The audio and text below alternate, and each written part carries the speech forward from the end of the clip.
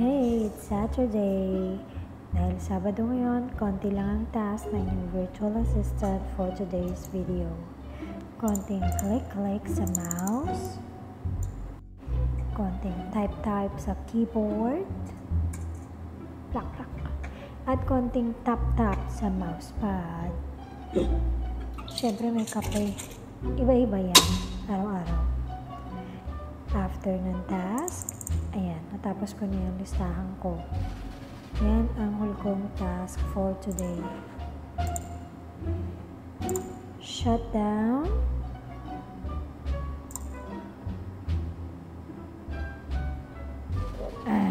Ayan na. Ayan, hulas na ang beauty ng nanay nyo. Pak.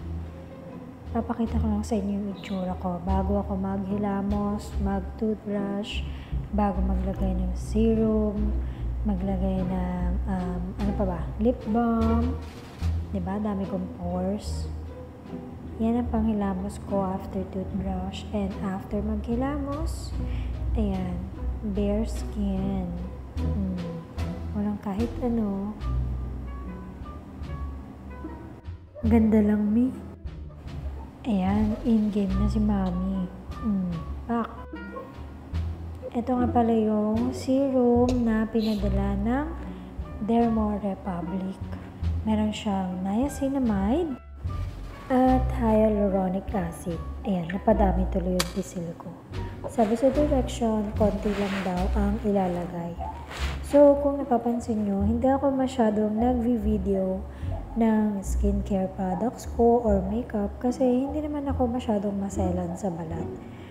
Fortunately, isa ako sa mga may healthy, oily skin na hindi ganong nagpipimples. Pero, kasabay nun, syempre, naging maingat ako kasi kung nag-follow kayo sa mga YouTube videos ko dati, nagre-review ako ng mga products and may mga nasubukan akong products na talaga namang nagpa-pop ng mukha ko ng pimples. Nako.